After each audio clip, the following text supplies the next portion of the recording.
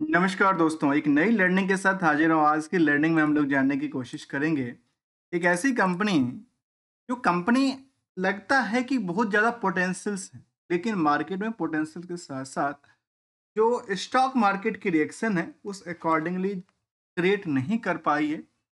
फिलहाल ये अपने जो बुक वैल्यू है उससे काफ़ी नीचे ट्रेड करती हुई नज़र आती है और कंपनी इंडस्ट्रियल की बात करें तो कहती है इनके पास यदि कंपनी की लिस्ट की बात करें या फिर प्रोडक्टिविटीज़ की बात करें तो काफ़ी सारे इनके पास प्रोडक्टिविटीज़ हैं। इनकी नाम है आई-एन-डी सिल्स इंडसिल कह सकते हैं, ग्रुप ऑफ कंपनीज़ का है, जहाँ पे अलग-अलग स्टेट में इनके पास खास करके फेरो क्रोम जो है उसकी कंपनी का कामकाज रहा। और इसके अलावा देखा जाए तो कंपनी में बिज़नेस डिवीज़न में कहती है कि प्रोडक्टिविटीज़ इनके पास क्या-क्या है, कैपेसिटीज़ के अंदर की बात कहती है और ये सब डेटाबेस उन्होंने कंपनी ने अपनी वेबसाइट्स के ऊपर मेंशन करके रखा है कि हमारे पास क्या-क्या प्रोडक्टिविटीज़ हैं और उस प्रोडक्टिविटी से साथ के साथ कंपनी का नाम है industrial hydro power and manganese. आपको समझ में आ गया कि आखिर ये हाइड्रो पावर और मैग्नीज़ से रिलेटेड कामकाज करती है। और इसमें देखा गया कि कल क्या कार्बन हो, हाई कार्बन हो सिलिकॉन स मैग्नीज़ मैग्नीज़ की बात किया जाए, इसमें कंपनी का अच्छा खासा रोल रहा है। अब आती है इस कंपनी का स्टॉक मार्केट की रिएक्शन की तरफ, जहाँ पे देखा गया कि पिछले कुछ सालों की बात करें, उसमें केवल 1 साल की डेटा की बात करें, तो मार्केट में एक अच्छी खासी डिमांड में आई थी।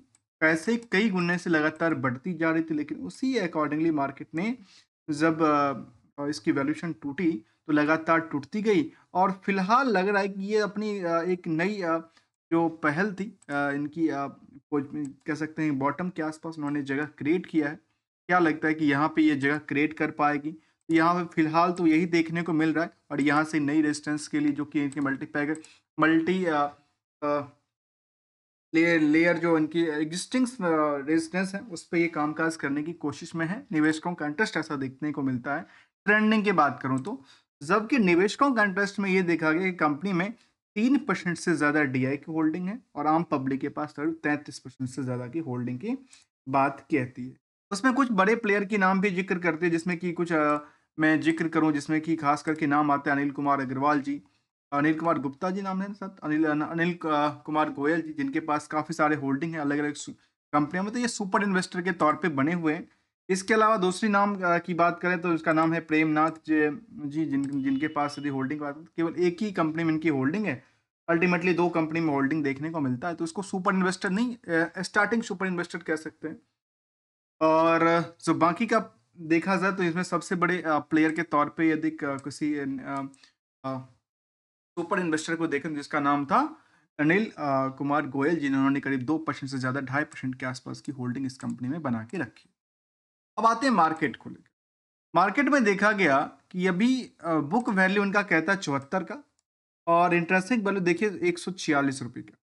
जबकि ये स्टॉक की जो हायर टू हायर प्राइस गई थी कभी ना वो 74 रुपए तक गई थी जो कि near about the book value के आसपास गई थी, लेकिन वहां से दोबारा मार्केट में अ, गिरावट दर्ज करती नजर आई, लेकिन गिरावट होते-होते 40 पे उन्होंने स्ट्रॉन्ग सपोर्ट लिया था और वहां से ये करीब-करीब 30% की उछाल क्रिएट करती है। हायर से देखें तो तब भी 30% के आसपास इसमें करीब गिरावट देखने को मिला था और लोअर से देखा है तब भी ये 30% उछल चुका है, अर्थात बॉर्डर लाइन में देखने को बनता है। जबकि इंट्रिंसिक वैल्यू के अकॉर्डिंग देखें और बुक वैल्यू से दोनों की वैल्यू के अकॉर्डिंग जिनका जो स्टॉक प्राइस है दोनों तरफ से अंडर वैल्यूड के श्रेणी में आती है। अब आती है इसको लेकर के केवल हम यही बातें कर रहे हैं, कुछ और भी शामिल कर यहाँ पे देखा गया कि इंडस्ट्रियल के पी के अकॉर्डिंग यदि देखेंगे तो यहाँ पे निवेशकों का इंटरेस्ट अभी भी बहुत ज्यादा नहीं है। क्यों नहीं है? क्योंकि अर्निंग पर शेयर कहती है करीब 35-36 रुपए के, इसके बेसिस पे मार्केट में डिमांड काफी कम है। केवल 1.50 मतलब हो गया करीब 150% के आसपास की अर्निंग पर शेयर के हिसाब से डिमांड बनी है मार्केट में, जिसकी वजह से मार्केट की करंट प्राइस ये कहती है। जहां तक आरओई आरओसी का सवाल है तो बिल्कुल निगेटिव इम्पैक्ट डालती है इनको। लेकिन यदि हम इनको नंबर ऑफ शेयर की बात करें तो 2,78,00,000 नंबर ऑफ शेयर हैं इस कंपनी का, जिसमें से प्रमोटर की जो कंट्रोल है इस कंपनी में 63% की कंट्रोल नियर की बात करता हूँ और जो डिविडेंड का ट्रैक रिकॉर्ड है बिल्कुल मेंटेन नहीं करती है। क्या यही सब बातें हैं? बिल्कुल नहीं। इसमें एक डिमेरिट की बात कहती है और डिमेरिट कहती है कि भाई कंपनी में 62% की होल्डिंग तो उन्होंने रखा था, जिसमें से 40% की होल्डिंग को प्लेज कर दिया और मोड़े के बोड़े मार्केट कैप कितनी रही? केवल 149 करोड़। और मार्केट कैप इतना छोटा सा है तो कैप्चर करना आसान हो जाती है एक ऑपरेटर को लेकर के। तो क्या ऑपरेटर के कोई गेम तो नहीं चला? इसको लेकर जानने की कोशिश करेंगे और इसमें कुछ पार्टों को हम लोग डिटेल में जानेंगे जहाँ पे कंपनी का खुद का रिस्क फैक्टर जानने की कोशिश हम लोग करेंगे और हम एक कंक्लूजन मोड में आएंगे कि आखिर कंपनी अपनी कितनी परसेंट रिस्क के साथ कारोबार करती है, उसमें कितनी पैसे कमाती है, जो अपनी सेल्स के आंकड़ा के बेसिस पे देखा जा सकता है, या फिर कुछ ऐसी बातें जो उनको दबाने का काम करे, कुछ ऐसी बातें जो उनको हिलाने का काम करे। तो कहती है डेट टू इक्विटी रेशियो बिल्कुल नीड है। करंट रेशियो की नंबर जब देखेंगे तो काफी ज्यादा की बात कहती है, 17.5 कहती है। क्या लगता है इसको लेकर के, क्या इसको हिट तो नहीं कर दिया गया अर्निंग पर शेयर में? जहां पे केवल और केवल ये देखना जरूरी नहीं है कि कंपनी लगातार सेल बेटर कर रही है, प्रॉफिट अच्छी खासी बुक कर रही है, ये भी जानना जरूरी है कि आखिर जिनको उन्होंने सेल किया उनसे उनके पास पैसे मिले या ना मिले। यदि पैसे मिल रहे हैं तो कितने दिन में मिल रहे हैं, क्लाइंट हैं तो कौन से क्लाइंट हैं, ये भी जानना जरूरी है। और क्या आने वाले समय में फ्यूचरिस्टिक्स प्लान के साथ कंपनी कामकाज कर रही है या नहीं। कंपनी 1990 ईस्वी में बनी थी और कंपनी का कामकाज ऐसा इस तरह के देखने को मिला, जहाँ पे इनका हाइड्रो पावर एंड मैग्नीज से रिलेटेड कंपनी का कारोबार रहा था। तो चलिए फिर हम एक पॉइंट समझने की कोशिश करते हैं और फिर एक कंक्लूजन मोड में आएंगे कि आखिर निवेशकों का जो वैल्यूशन है स्टॉक को लेकर के उनका क्या आंकड़ा निकल के आती है, कौन से ऐसे गोल्डन रूल कहता है जो कि हमें मार्केट में सस्टेन करना सिखाती है। इसको लेकर के यदि देखा जाए तो ये कहती है, जो यहाँ पे पिछले कुछ सालों की डेटा बेस तो नहीं, फिलहाल हम यदि क्वार्टर और क्वार्टर बेसिस को देखें तो ये कहती है इस अकॉर्डिंग, जहाँ पे ये हमने देखा कि मार्केट में कुछ अच्छी बातें थी, खासकर प्रॉफिटेबिलिटी का पार्ट काफी ज्यादा था, भले ही सेल्स का आंकड़ा कम ही दर्ज क्यों ना करे। यदि हम एनुअली डेटा की तरफ मूव करें तो इसमें एक लगातार लगातार क्या हो, डिक्लाइनिंग करती नजर आई। तो इसमें अल्टीमेटली क्या हुआ, स्टॉक में डिक्लाइनिंग का मोड है इसकी फाइनेंशियल पोजीशन को लेकर के। लेकिन स्टॉक का रिएक्शन कैसा रहा, स्टॉक का रिएक्शन किस अकॉर्डिंगली क्रिएट करती नजर आती है, उसको जरा जानेंगे नंबर को लेकर। नंबर में देखा गया करीब कंपनी के पास 26 करोड़ की टर्नओवर क्रिएट करती है, जिसमें से करीब 2-2.5 करोड़ की प्रॉफिट भी बुक करती है, जो कि पिछली बार जो भी जून का डेटा की बात करूं तो जून में कंपनी ने कितना का प्रॉफिट किया था, 95 करोड़ की। सोचने वाली बात है, यहाँ पे जो डेटा शामिल आया था ना, वो हमने देखा था जून तक के डेटाबेस, और ये जून तक के डेटाबेस में ये दर्ज करती है। इसमें ये डेटा इंफॉर्मेशन इनकरेक्ट इसलिए है क्योंकि कंपनी यहाँ पे गूगल फाइनेंस ने अभी तक डेटा कैप्चर नहीं कर पाई। यहाँ पे डेटा बात कहती है कि इसमें से कंपनी 26 करोड़ के टर्नओवर में 2.5 करोड़ 3 करोड़ के आसपास, जबकि 10% के आसपास उनके पास एक sustainability positive operating profit margin की बात की। तो इनको वहां से क्या होना चाहिए था, बुल होना चाहिए था। ऑब्वियसली बुल हो सकता है।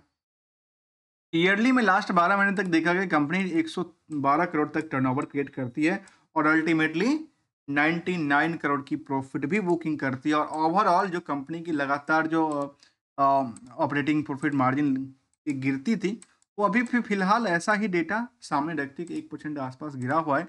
लेकिन लास्ट 2 क्वार्टर का डेटा को आप देखेंगे, खास करके जून वाले और सितंबर वाले में, तो इनमें अच्छी खासी रैली देखने को मिला। उसके पीछे एक वजह था कि जून वाले में इनके पास अदर सोर्स ऑफ इनकम काफी बेटर साबित होती नजर आई, जो इनको नील का पत्थर इनको दे देती है। यदि कंपनी की रिस्क एनालाइज को समझें, उससे पहले हमने इनको देखा कि नेट प्रॉफिट मार्जिन के बजाय हम लोग नेट इनकम मार्जिन क्यों नहीं समझते।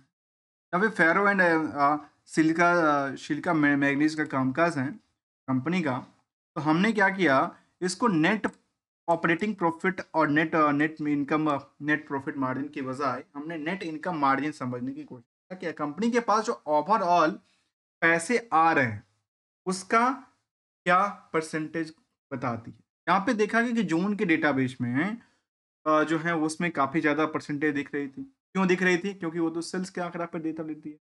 लेकिन जब आप नेट इनकम बेसिस पे डेटा लेंगे तो वो आपके सामने नजर कम आती है। यहाँ यही हमने यही काम किया। सितंबर में हमने क्या किया, नंबर क्या किया, इधर सोर्स ऑफ इनकम को भी इंक्लूड कर दिया उसके अंदर। तो कंक्लूजन ये निकल गया, जो कंपनी जो कारोबार कर रही है उसमें इनके पास नेट इनकम मार्जिन 44% की बनी है लास्ट 12 महीने के डेटा में। इस 44% को सेव करने को लेकर के कंपनी ने कितनी परेशानियाँ झेली है और कितनी रिस्क झेली है उस पे ज़रा फ़ोकस करेंगे, तो वो द डेटाबेस शामिल ये करता है, जो कंपनी के पास रिस्क बिल्कुल फ्री है। कंपनी के पास रिस्क बिल्कुल फ्री है आज के टाइम में, जो देखने को मिला। कब तक? मार्च तक की डेटा नंबर ऑफ डे की बात की, दिसंबर का डेटाबेस बात नहीं करता। लेकिन जब बैलेंस शीट को देखेंगे तो कंपनी के पास कर्ज बिल्कुल ही नहीं है, जबकि हमने क्या देखा था कि बिल्कुल ही कर्ज नहीं था, कर्ज फ्री, कहते हैं जो डेट्स फ्री कंपनी। अब जब कर्ज नहीं तो कंपनी में क्या हुआ, कोई लायबिलिटीज की पार्ट नहीं निकल के आती, लेकिन लायबिलिटी की पार्ट थोड़ा बहुत है जो कि अदर लायबिलिटी के अंदर आती है। कंपनी ने कर्ज को पूरा पूरा करने के लिए क्या किया, उन्होंने अपने बैलेंस शीट को वेट को थोड़ा कम किया और उन्होंने एसेट्स को थोड़ा सा मोनेटाइज किया होगा, या फिर देखा गया कि उन्होंने इन्वेस्टमेंट भी अच्छा अच्छा तगड़ा किया, और जो उनके अदर एसेट्स की पार्ट थी उसमें से काफ़ी सारे पैसे इनके पास आ गए। और उसको लेकर भी जब हमने कंक्लूजिंग डेटा पे आया, तो हमारे समझ में आया कि 44% नेट इनकम मार्जिन के पीछे जो सेल्स के बेसिस पे मार्केट की उधार पड़ी थी, जिसको बेसिकली हम रिस्क कहते हैं। तो रिस्क नंबर ऑफ डे को क्या कहती है? रिस्क फ्री की बात कहती है। दूसरी तरफ ये कितनी परसेंट की बात कहती है? केवल 2% की बात कहती है। और इसके अकॉर्डिंग जब हमने क्या देखा, इन उधार सेक्शन को देखा प्रॉफिट के बेसिस पे, तो हमारे सामने क्या है? रिस्क फ्री है और केवल इस पोजीशन का 2% ही मार्केट में उधार। ये इनको सभी तरह से इनको बैकअप देने के लिए इस फॉर्मूला के बेसिस पे सपोर्ट देती है। तो मतलब ये वेल एंड गुड की श्रेणी में दर्ज कर। यदि निवेशकों को लुभावने की बात करें तो 2018 के बाद कंपनी का मैनेजमेंट ने कुछ ऐसा भी रिएक्शन नहीं देखने को मिला, क्योंकि 18 के बाद कंपनी लगातार नुकसानदायी चल रही थी। तो 2018 के बाद देखा जाए तो 18, 19, 20, 21 कंपनी में कुछ था नहीं।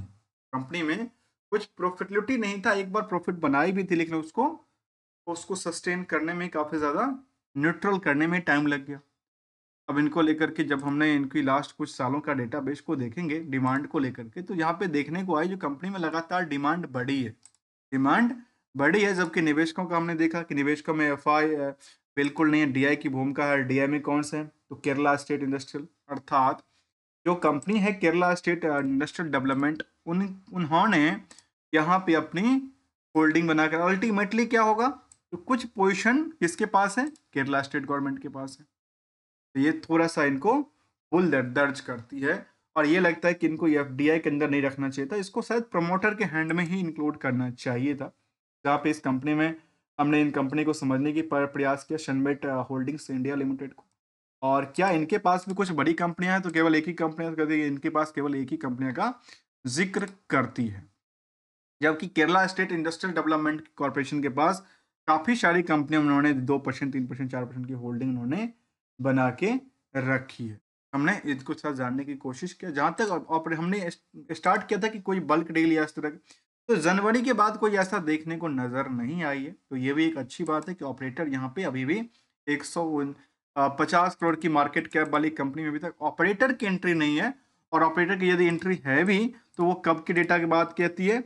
वो उन्होंने जनवरी में ही बल्क डील हुआ था, इसमें ऐसा डेटाबेस सामने रखती है। जबकि प्रमोटर भी अपने पोजीशन को कब करते हैं रिलीज प्लेस को लेकर कहते, तो उन्होंने जून में जाकर अपडेट दिया और आज मार्च साल की लास्ट चलती नजर आती। तो हमने कंक्लूजन तौर पे ये देखा कि कंपनी में जो पार्ट है अच्छी बातें भी कुछ शामिल कर दी, जहाँ पे डेट्स फ्री कंपनी थी, बुक वैल्यू से काफ़ी नीचे रेट पे ट्रेड होती नजर आती है, रिटर्न ऑन इक्विटी को लेकर के निगेटिव इम्पैक्ट डालती है, प्रमोटर होल्डिंग को लेकर प्लेस को लेकर निगेटिव इम्पैक्ट डालती है, और जो अदर सोर्स ऑफ इनकम है इनको लेकर के अदर नेगेटिव इम्पैक्ट तो डालती है, लेकिन हम इनको क्या करते हैं, एक पॉजिटिव इम्पैक्ट डाल देते हैं कि आखिर ओवरऑल कंपनी जो भी काम कर रही है उसमें ये डेटाबेस कहती है। यदि अदर सोर्स ऑफ इनकम एक कंक्लूसिव निकल के आता है आखिर किस चीज से इनके पास आती है अदर सोर्स ऑफ इनकम, शायद उसके लिए काफी बेटर हो सकता है, लेकिन ऐसी कोई कंपनी अपनी डिटेल साझा नहीं करती। जबकि पेयर्स के अकॉर्डिंग कहती है कि इंडियन मेटल्स हैं, हैदान ऑयल्स हैं भी, विजाज स्टील जैसे कंपनी, और यहाँ पे इन सभी कंपनियों के अकॉर्डिंगली आज भी स्टॉक पी काफी क्या है, निचली पायदान पे बनती है। अर्थात मार्केट में अभी भी काफी खाली जगह बनी है, जहां से मार्केट क्या हो सकती है, एक बुल हो सकती है। लेकिन फिलहाल हमारी तरफ से कोई रिकमेंडेशन नहीं है, लेकिन यहाँ पे देखा गया कि मार्केट लगातार ब्रेकआउट करने की सिचुएशन क्रिएट करते जा रहे हैं। मल्टी लेयर जो ब्रेकआउट है उसको क्लिक करने की अपॉर्चुनिटी क्रिएट करती नजर आई है। तो हमने इस कंपनी को लेकर के जानने की प्रयास किया, जिसका नाम था खास करके देखा जाए तो इंड Indsil hydro power and manganese limited. इसको लेकर के हमने आज की लर्निंग में जानने की और समझने की कोशिश किया। साथ में गोल्डन रूल, जो कि हमेशा कहते हैं जो मार्केट में हमेशा अपने पैसे को यूटिलाइज करना चाहिए, पैसे को लेकर के हमेशा एक्टिव होना चाहिए और कैपिटल को भी बचाना चाहिए। साथ में प्रॉफिट गलती हुए तो उसको बुक भी करते रहना चाहिए। Thanks for the joining.